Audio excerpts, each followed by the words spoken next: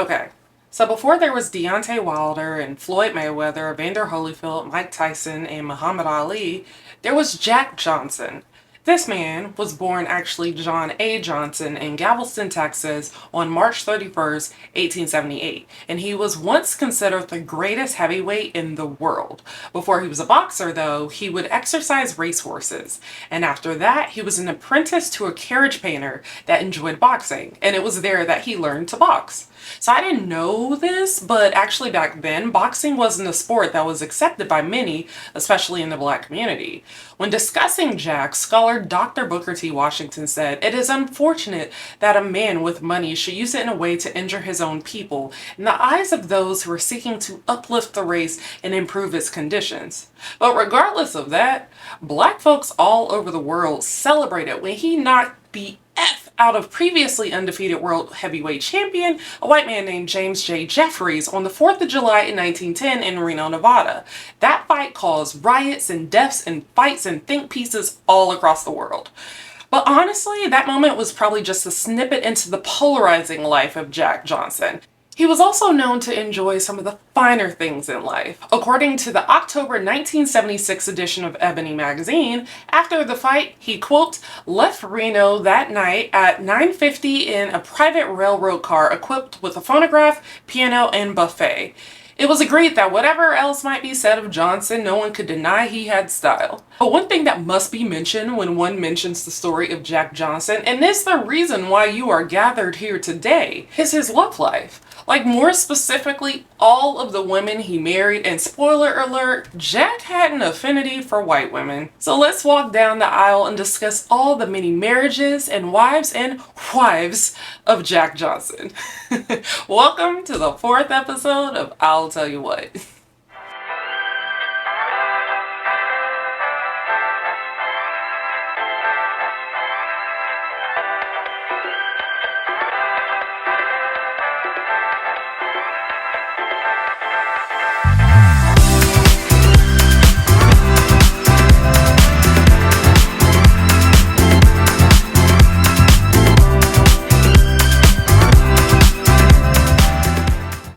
So what it do, all runners? I got some news for y'all. Okay, but first, let's start off with the formalities. I'm Ashley, the host of I'll Tell You What, and if this is your first time in the pews, I'll Tell You What is our weekly deep dive at some of the most epic engagements, weddings, and marriages that have occurred throughout Black history. Now, our trip down the aisle isn't met with malintent, but actually comes from a place of nostalgia, inspiration, and realism. So if you love Black weddings, Black marriages, and Black history, you are going to love it here. Scoot on over. And if you're watching on the tube of View, don't forget to hit that subscribe button. If you're listening wherever you get your podcasts, know that soon, I'll Tell You What will actually have its own feed by June, so we don't have to keep clouding the Hue I Do feed. And I don't know if I actually explained this before. Well, actually, I think I recently did sorta on TikTok, but let me break this down. I'll Tell You What is a part of Hue I Do, like one word, Hue I Do. Now, Hue I Do, as one word, is the parent brand that houses all these different platforms that focus on Black weddings and marriages. So it first started with Hue I Do, the podcast, which was a wedding planning podcast that I started with my best friend in 2019. And recently, Hue I Do, again, one word, evolved to include I'll Tell You What, and will hopefully include more things in the future. So that's how we made it here, Owl Runners. Alright, so now the news. If you missed us on TikTok, we hit 100,000 followers. Like, oh my goodness. Thank you, all of you, so much. I am truly blown away. But you know what? I want to celebrate with all of you because one, it's my birthday month, but two, this is such a huge milestone that I want to do something. And by do something, I think I want to give something away, or maybe some things.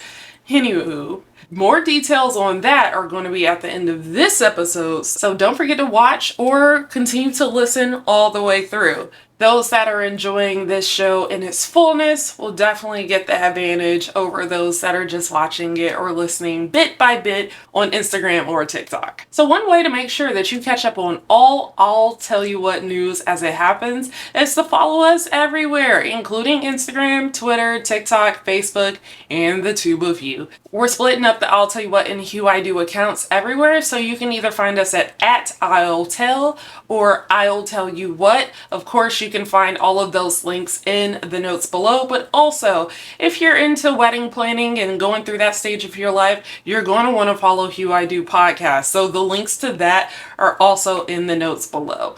And you can show support of the podcast by grabbing some stuff off our Etsy shop. Think of it as you getting me something for my birthday, which is in less than 2 weeks. Don't forget, you can always reach out to I'll Tell You What with any requests, comments, or thoughts by emailing us at aisle@hueido.com. That is AISLE at HUEIDO.com. Or you can fill out the contact form that is linked in the notes below. We are going to be discussing some sensitive language on this episode, so I am going to issue a trigger warning now, and if you have children around you, you may not want them to hear this, so just a FYI in advance. It is time to get into the very many marriages of Jack Johnson.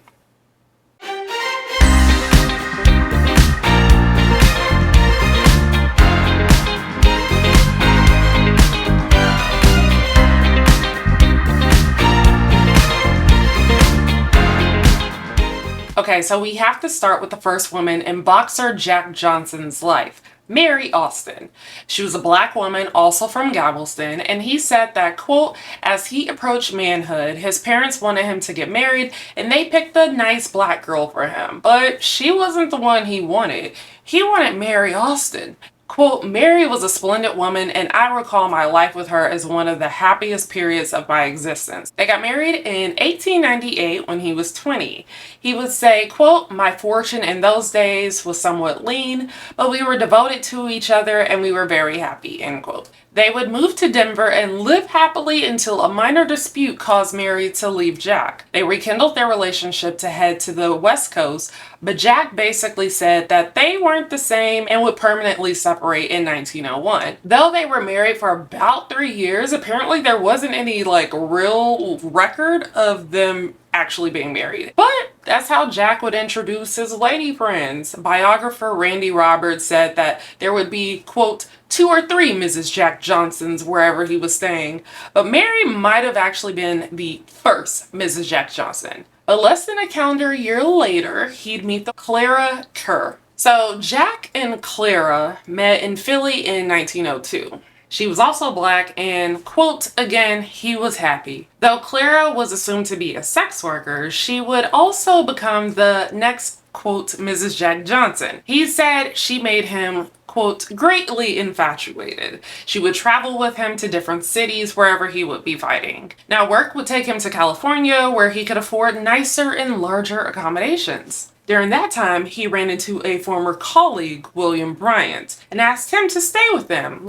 We got plenty of rooms, but don't worry about your lodging. Stay with us. And so he did, and everything was fine until Clara and William ran away together. In his autobiography, Jack said he didn't know that they were secretly planning to escape with all of his clothes and personal property during a night when he was boxing. So this made him feel all sorts of ways, as you can imagine, and he was determined to, quote, not let her get away from me. So that began his cross-country pursuit of finding Clara and William. He found them in Arizona and convinced her to leave William and go back to Chicago with him. And she did. Now, at this time, his money was a little bit tighter than it was when they were in Cali. He said they lived modestly until one day he came home and found all of her stuff was gone, but also what little savings they had together was also gone. He went looking for her again, but as DJ Paul said, don't save her. She don't want to be saved. He would not be able to locate Clara, and this would make him spiral. He sunk into a depression and drank a lot and stopped eating and just gambled.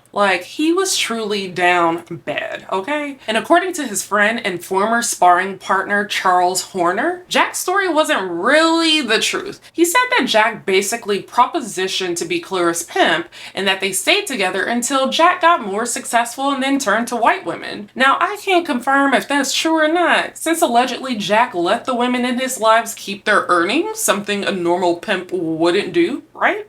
I guess. I don't know. He said he wouldn't hear about Clara until years later when he was married. He would one day read in the paper that she'd been charged with the murder of her brother. He went to visit her in prison with his wife and got her a decent lawyer. She was acquitted of the charge and Jack would get her a hotel to manage in the years afterwards when she was a free woman. But ultimately, by getting his heart broken by 2 black women consecutively, he would go on to say the following, quote, "The heartaches which Mary Austin and Clara Kerr had caused me led me to forswear colored women and to determine that my lot henceforth would be cast only with white women." Basically, because 2 black women hurt his feelings, he decided to find companionship with white women moving forward.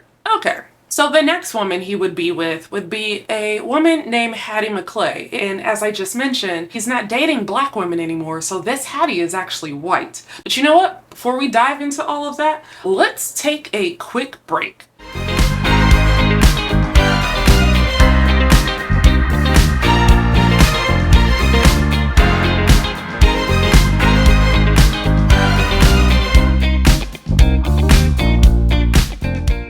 So after Jack's marriages to his black first wife, Mary, and black second wife, Clara, ended, he met Hattie. Now, when Jack met Hattie, his career was on the rise. He'd just come back from a 3-month stint in Australia, and on August 8th, 1907, he met Anna Peterson, a sex worker who went by the name Hattie McClay. Now, she was a girl from New York of Irish descent. Her father funded Jack's boxing trip in Europe, and she would travel with Jack frequently. Now, according to Jack, Hattie was a drunk. Well, I mean, she liked to overindulge in beer, and this would cause them to have several arguments, and one would actually lead to the end of their relationship. Sort of. He said she would try to sneak the beer into their home, and he would come across empty bottles hidden under the bed. But after the relationship with Hattie ended, there was Belle Schreiber. Now, Belle was a girl from Milwaukee that was the daughter of a cop. They met in March 1909 when Belle worked at a bordello in Chicago called the Everly Club. He convinced a few girls from the club to go riding with him, and Belle was one of the lucite honey dips that went with him. Now, because of this minute ride-along, and because she obviously slept with him, the madams of the club fired her. But that was fine with Belle because at that moment she became his favorite and would go along with Jack on his trips all across the country. Now, one time Jack and Belle went to San Francisco because he was going to fight Stanley Ketchel, aka the Michigan Assassin. And while in California, Jack was staying in a hotel with Belle. But guess who was also staying at this hotel? Hattie. Yeah, Hattie wanted that old thing back, and so she went to San Francisco to try to convince Jack that they should reconcile. Now, he said she would watch the door of his room basically to see who was coming in and out. So to avoid some confrontation that was obviously going to happen between Hattie and Belle, he would leave the room by a rope that was hanging out the window, like on some Bugs Bunny stuff. So then that fall, once they got back in New York, Jack met Etta Duryea, a French-American from Brooklyn. They actually met while attending the Vanderbilt Cup car race in Long Island. She was a, quote, society woman or a socialite, but also a sporting woman. So I guess that's kind of like an escort, sex worker, a woman of the day, a woman of the night, something in those spaces. But she was different because she dressed well, she played the piano, she sang, she was also recently separated from her ex-husband. And while very beautiful in the eyes of the white beholders that wrote a lot of early publications about her and Jack, she was also one that struggled with her mental health. She quickly became the favorite, which meant that Belle got second or third dibs because Hattie was still hanging around. This meant, beyond the obvious, that the jewelry Jack would give out as gifts went to Etta first, and then maybe Belle, and then if anything was left, it would go to Hattie. Anyway, I'm imagining that this caused a rift in the relationship between Belle and Jack because after they got back to the East Coast, they officially broke up. So with Belle out of the picture, Etta was the chosen one. But before I tell you about Etta and Jack, because there is so much to tell you about them, we need to take a quick break.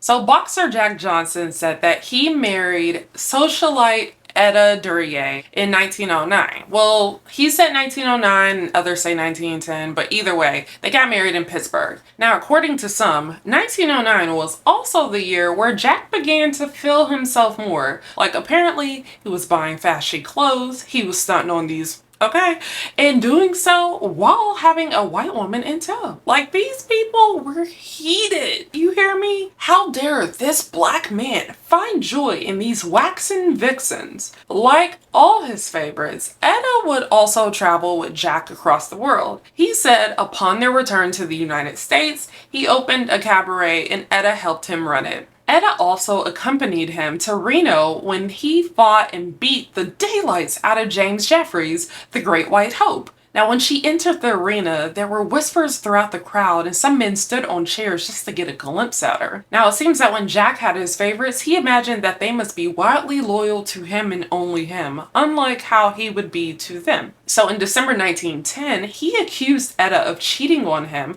with his chauffeur, this Frenchman named Gaston Lefort. Now, on Christmas, he would beat her so badly that she had to go to the hospital. Now, they got back together, and if anyone asked about her bruises, she would just say it came from falling off of a streetcar. Now, around this time, he actually still was communicating with Belle and helped her set up her own brothel by paying for the rent and furniture. She also announced that she was pregnant, and one was to assume it was Jack's child. Now, Jack was actually happy about this news, but because of Belle's line of work, she is assumed to have had an abortion.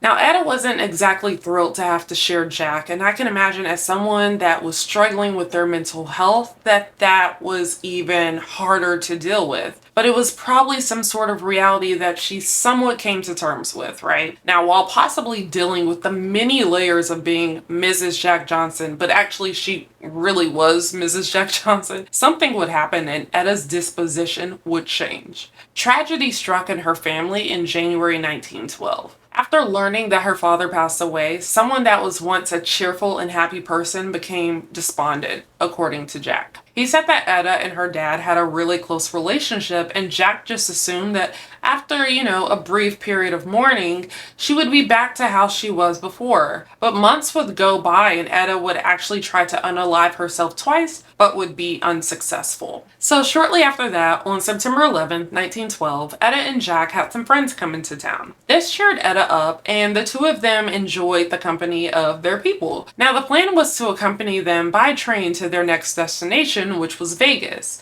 as a quick vacation, right? But when it came time to go to the train station, Etta stayed back because she said she had a headache. Jack went with their friends to the train station to bid them adieu, and upon his return back to their apartment, he saw people, cops, emergency personnel, just folks all over the place outside of his building. He said he, quote, experienced a chill that almost numbed him. He gets to the apartment and sees Etta on the floor with her long hair covering her face next to a revolver. And when he picked her up, he saw the hole in her head. She would be declared dead a few hours later at Providence Hospital.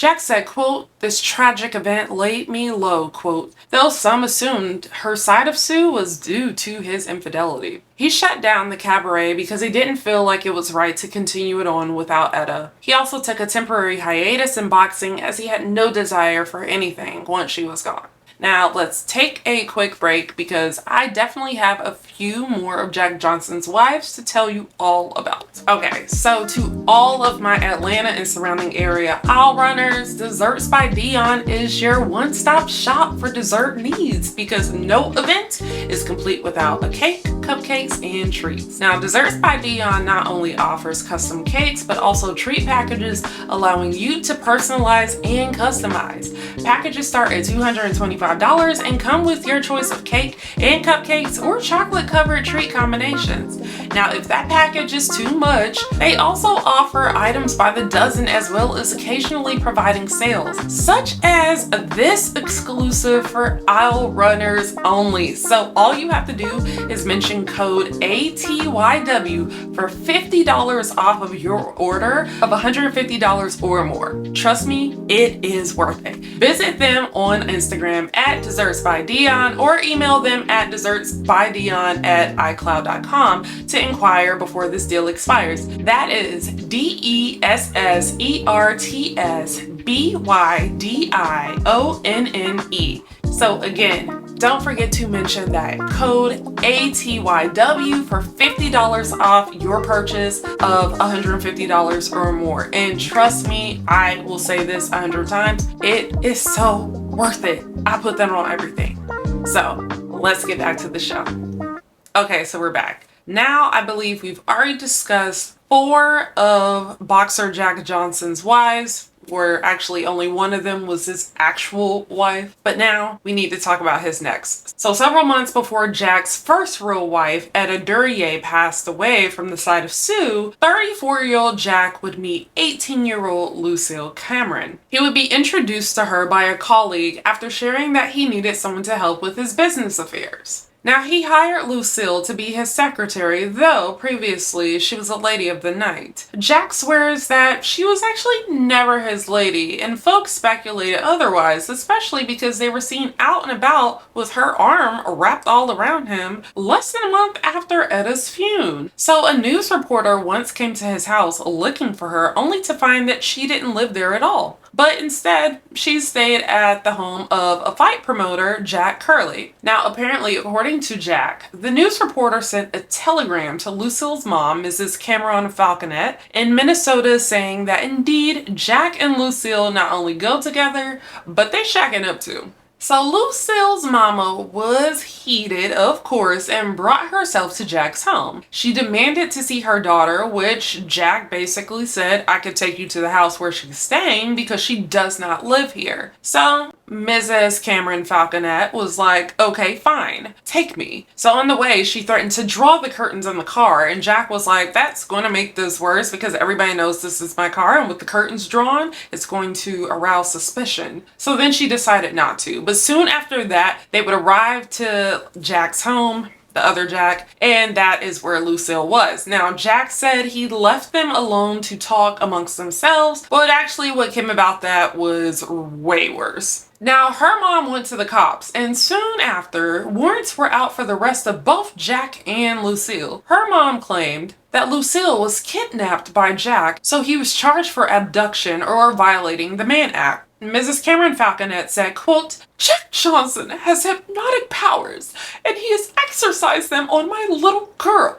I would rather see my daughter spend the rest of her life in an insane asylum than see her as the plaything of a... Yeah, she said that word. I'm pretty sure as she said that she was crying, but no tears were coming out. You know what I'm saying? You know those tears? Okay, so Lucille was then placed on house arrest in a hotel. Now, there wasn't actually any evidence that Jack did anything wrong, so the charges against him were dropped. Lucille would then sneak out of the hotel and go to Jack and propose to him. Yes, this translucent Lucy was like, she hated her life growing up because she had this helicopter parent and felt like she needed freedom. And by marrying Jack, she would get the freedom she craved. Now, Jack said no, but to help her out, however, he would do what he could. And so he would send her to Toronto. And she would go and then come back only to propose to Man Johnson all over again. And he, at that point, was like, all right, let's do it. So on December 4th, 1912, less than 3 months after Etta, his former wife, unalived herself, they got married.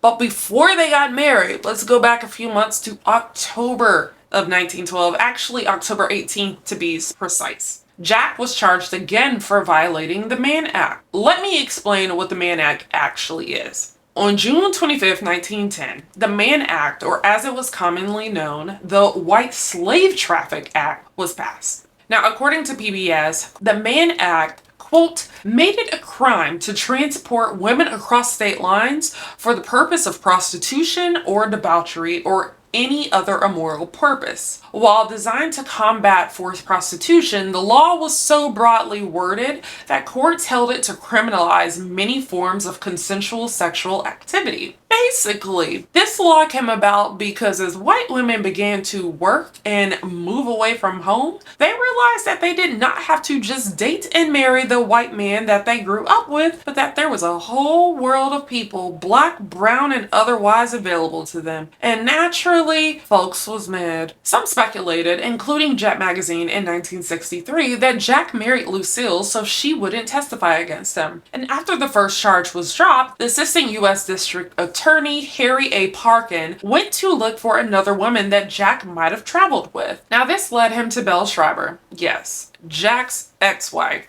Belle was still pissed off at how their relationship ended, so she was ready to spill it all. Now, when the federal grand jury was investigating this matter, they also came across Jack Curley, the one that was letting Lucille stay with him. He basically said that Lucille and Jack came to his home twice, insinuating that she wasn't staying with him this whole time. Now, many people that came into Jack's life were questioned, including some of his former girlfriends and wives. And on November 7th, 1912, Jack was arrested. His bail was set for $30,000 and it took him about a week to get out. The trial began in May of 1913 and Belle came forward as the primary witness. Belle showed out. She shared that she didn't love Jack. She said that, quote, the reasons I associated with him were mostly financial because I could get lots of clothes and some jewelry from him. She also said that he rented and furnished an apartment for her that was also used as a brothel. Now, in the courtroom of Judge Kennesaw Mountain Landis, yes, that really was his real name, and he would actually go on to be the first commissioner of baseball. In his courtroom, an all-white jury didn't even deliberate for 2 hours before finding Jack to be guilty to all 7 counts. Are you surprised? So on June 4th, 1913, he was sentenced to a year and 1 day in federal prison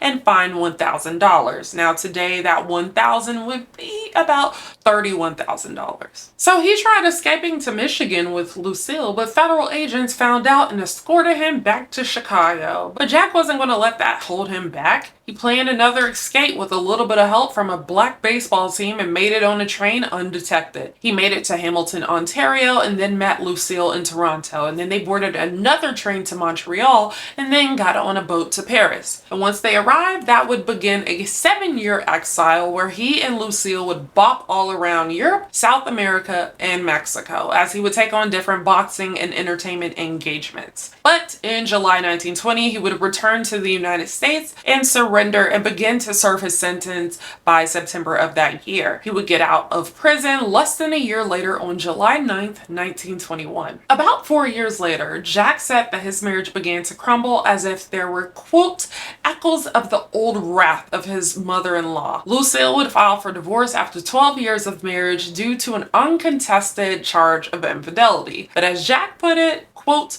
another romance had come to a sudden end. In his autobiography, he would also reflect on the marriage fondly, saying that, quote, she had been in my life longer than any other woman and had enjoyed with me some of my greatest triumphs and suffered with me some of my greatest hardships and sorrows. She was always loyal and steadfast, and she possessed a pluck and courage that enabled her to stand up bravely under many arduous experiences. Now, after Lucille, Jack would actually marry one more time. So let's take a quick break and we'll get straight into that.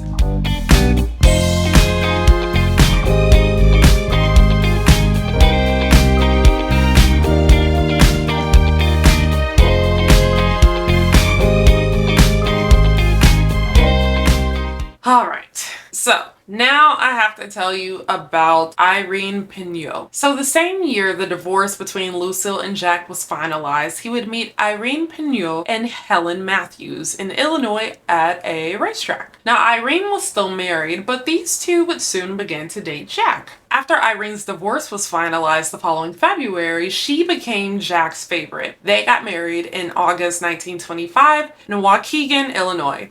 Now, by the time he penned his autobiography, they had been married for about 2 years. In the book, he mentioned her by saying, quote, "She possesses, besides her feminine charm and grace, an unusual intellect, and at the present time I am happier than I have ever been in my whole life. I have every reason to believe that our love and happiness, which binds our lives together, is lasting." Now, he might have been telling the truth because they would be together for over 20 years. They, of course, would also travel together. In 1932, they went to Europe, and he briefly entertained opening a boxing school in Germany until Hitler took control in January of 1933. But everything would change come June 10th, 1946. After leaving a diner that refused to serve him and his friend, he angrily drove off and his car hit a telegraph pole. His friend survived, but sadly, Jack would pass away later on that day at St. Agnes Hospital in Raleigh, North Carolina. Irene would bury him at Northside Chicago Graceland Cemetery next to his first wife, Etta Duryea. At the funeral, when asked what did she love about him, she said, quote, "I loved him because of his courage. He faced the world unafraid. There wasn't anybody or anything he feared." Now, Irene would live for another 45 years and would not marry and would pass away on January 13th, 1992. And that, my friends, wraps up the very, very lengthy story on Jack Johnson and his many wives and wives.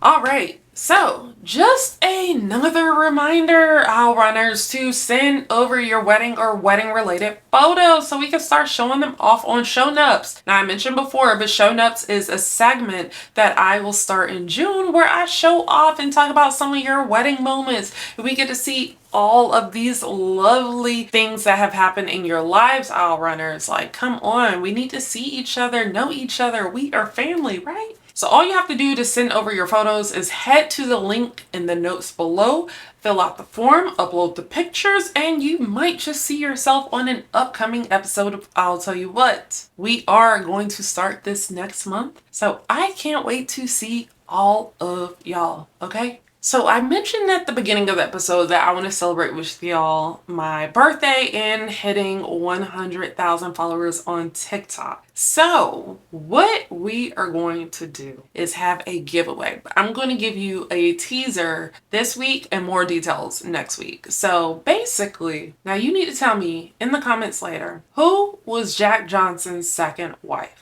I don't mean second legal wife. I mean his second wife that I mentioned. Who was she? I'm going to ask you for that information, so you are going to have to tell it to me. But anyway, you'll get more details then. Hold on to that little chunk of information because I'm not going to mention it next week, okay? If you have any questions, comments, or requests about I'll Tell You What, just complete the contact form in the notes below or email I'll Tell You What at isle@hueido.com. That is AISLE at HUEIDO.com.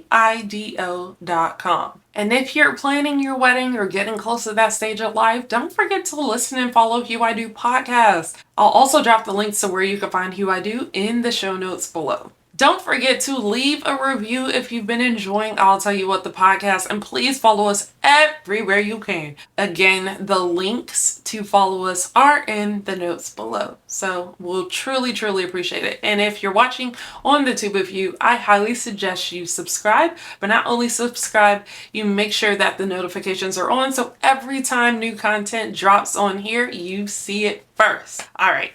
Now, you can also help me celebrate my birthday, because I've mentioned it several times and my birthday is coming up, by heading to the Etsy and getting some merch. So new pieces are dropping weekly, so always go back and check that out. Like, I want you to know, say if you buy a sticker, that's probably going to help pay for like one newspaper subscription. And if two of you buy a shirt, that actually covers 1 month subscription of photos. Regardless, I am just forever grateful however you choose to support. And for whatever reason, if you want to follow me, Ashley, you can follow me at Demitash on Instagram, Twitter, and TikTok. That is DEMITASHE, because Demitasse is a little cup. My last name is Coffee, and my name is Ashley, so Demitash. Yeah. All right. So don't forget to come back next week, friends, aisle runners, people, cousins, fam, for, of course, another episode of I'll Tell You What, brought to you by Hue I Do. See you in the pews. Bye.